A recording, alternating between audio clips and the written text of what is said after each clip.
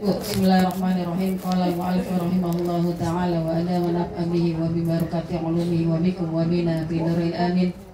Bismillahirrahmanirrahim. Nah, inilah amalan-amalan yang puncaknya pada bulan Dzulhijjah, 10 hari bulan Dzulhijjah, puncaknya apa? Kurban. Nah, kemarin kan kita sebutin udah amalannya, di antaranya apa, Bu?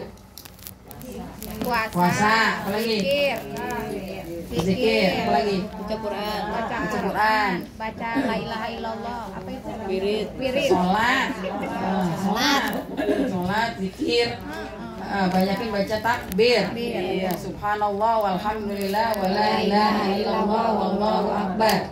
Nah, takbir, nanti takbir itu kan ada takbir mutlak, ada takbir muqayyad. Kalau takbir mutlak itu yang bisa ketika kita kemana-mana takbir Allahu Akbar Allah. Nah, itu bisa di mana-mana kan, di pasar apa di mana kan bisa itu ya, karena umum sifatnya. Jadi nggak mesti di tempat masih apa enggak, kalau kita ke pasar misalnya kita mau takbir dan lain sebagainya, tempat umum itu namanya takbiran gitu lah. Tapi kalau takbir muqayyad udah ditentukan nih. Kalau misalnya takbirnya Idul Fitri itu habis maghrib kan udah mulai ya. Nah, setelah kita sholat udah gak ada takbir lagi gitu. Kalau Idul Fitri, kalau Idul Adha itu dimulai setelah Id pulang. Terus masih lanjut kan? Ya, dari habis maghrib kita udah mulain tuh. Habis itu lanjut sampai kapan? Sampai 13 tasyrik. 11, 12, 13 yang kita sebut dengan hari tasyrik. Gitu. Terus takbir terus. Tapi kalau Idul Fitri mah kalau kita udah sholat udah. Gitu. Nah, itu muqayyad yang yang mengiringi ya, yang kuatnya udah ditentukan takbirnya. Nah, kalau Idul Adha itu biasa kita habis maghrib kan takbir Allahu Akbar Allahu Akbar Allahu Akbar. Nah, terus lanjut habis habis sholat Idul Adha lanjut terus takbir terus sampai kapan? Sampai tanggal 13 Haji yang kita sebut dengan apa? Hari tasyrik. Nah, kalau hari tasyrik dimulai dari kapan hari tasyrik itu? Senin, Selasa, Rabu. Nah, Senin meskipun ibu ini orangnya kayaknya ahli ibadah, puasanya rajin banget, kalau hari Senin mah haram, nggak boleh ya, karena hari tasyrik itu nggak boleh. Kita puasa kan dari tanggal 1 nih, tanggal 9 ya, hari Minggu. Nah, Senin kan kita puasa juga sebentar kan, sampai itu doang Idul sholat Id ya, khotib turun dari mimbar. Kemudian selanjutnya besoknya hari apa? Senin, Selasa, Rabu ini haram untuk puasa. Meskipun kita rajin banget itu orang puasa ibadahnya, tapi kalau tanggal 11, 12, 13 ini hukumnya haram berpuasa gitu. Ya, kenapa? Itu merupakan hari gembira, hari senang-senang, hari menikmati gitu. Menikmati apa? Itu kami korban. Makanya disuruh haram puasa. Dan takbirnya sampai kapan? Sampai asar hari tasyrik itu. Kalau Idul Fitri memang sebentar, udah gitu sudah, gitu kan? Iya. Tapi kalau Idul Adha takbirnya itu namanya takbir muqayyad yang terikat gitu takbirnya. Lalu sudah ditentukan gitu. Kalau yang takbir ada orang kan takbir Allah apa di mana gitu ya. Itu mutlak artinya umum. Kalau yang sudah ditentukan. Nah, kemudian amalan-amalan puncaknya selain melaksanakan ibadah haji, nah kita yang tidak melaksanakan haji atau wukuf di padang Arafah, maka dianjurkanlah ibadah puncaknya adalah kurban, gitu ya.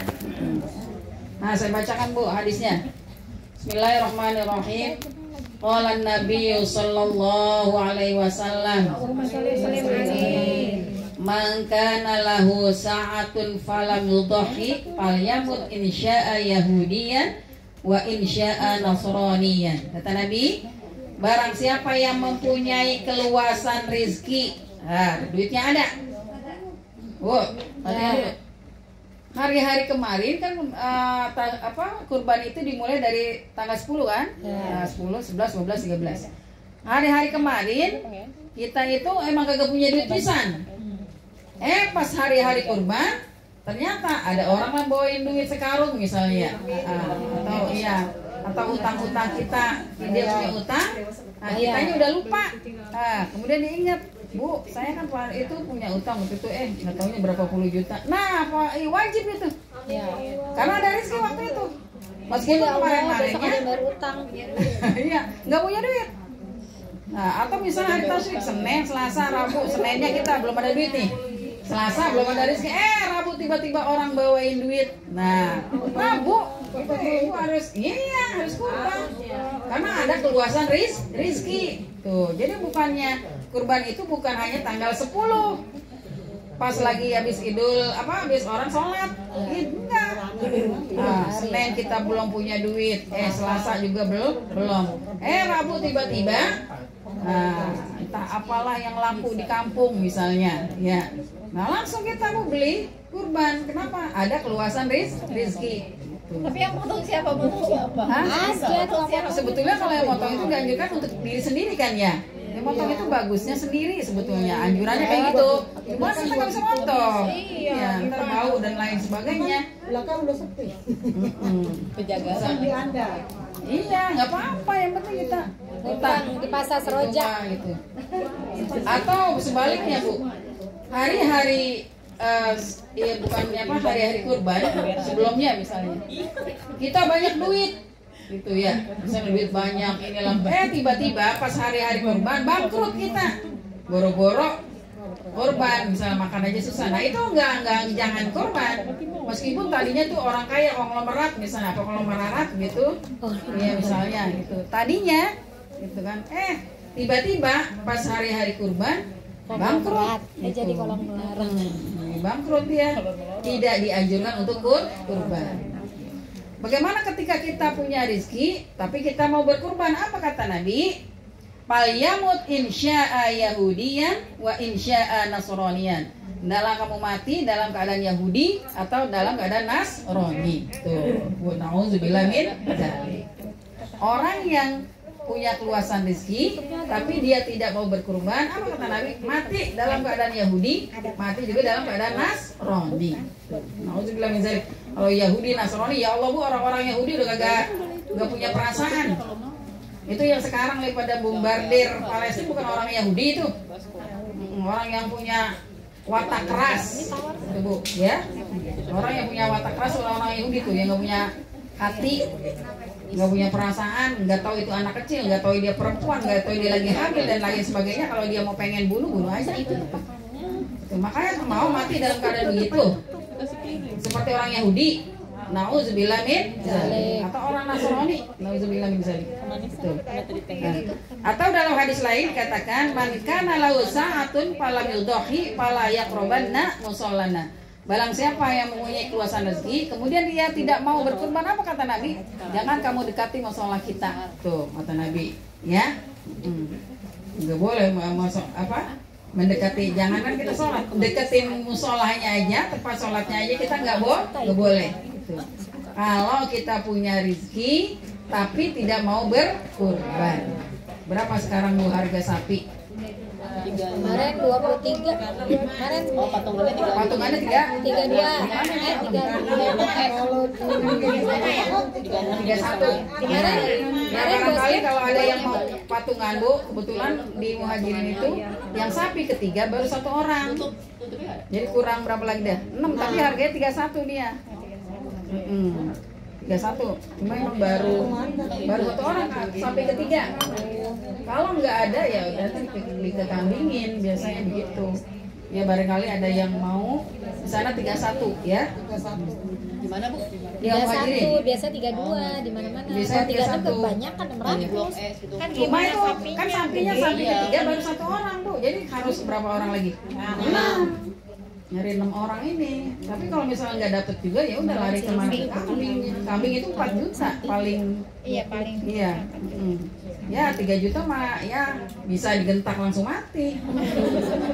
Kalau yang iya, kalau yang kecil ya lempar gitu. Nah kalau jari itu hanya gede, ya gede gitu Bu kalau ya. Nah makanya itu ketika kita ada keluasan rezeki maka dianjurkan kita untuk berkurban. Kalau enggak ya enggak ada rezeki ya enggak usah. Ini loh yang ada rezekinya ya. Tapi rata-rata insya Allah kita punyalah dengan harga 3.100.000, 3 juta.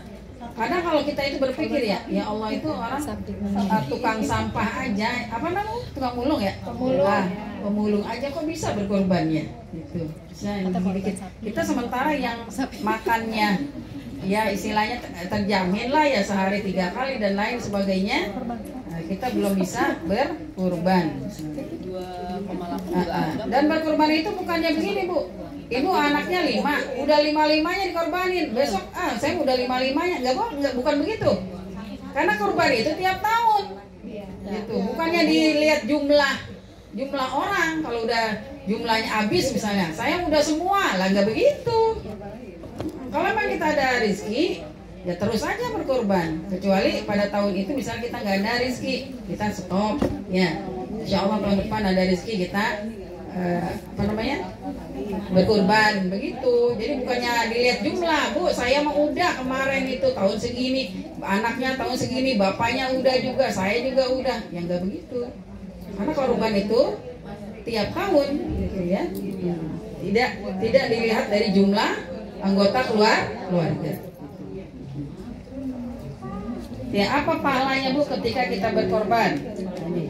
Kata Nabi, man kharaja min baitihi ila syira'il udhiyah kana lahu bi kulli khatwah asyru hasanat.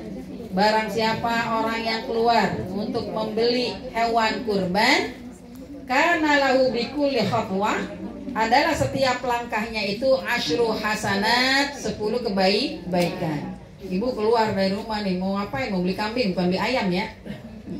Mau apa? Mau beli hewan kurban, entah sapi, entah onta, entah kerbau, entah apa lagi, kambing misalnya. Mau itu tiap langkah ibu keluar dari rumah, setiap langkahnya itu asyru khatwah, itu 10 kebaikan. Itu setiap langkah ibu keluar dari rumah.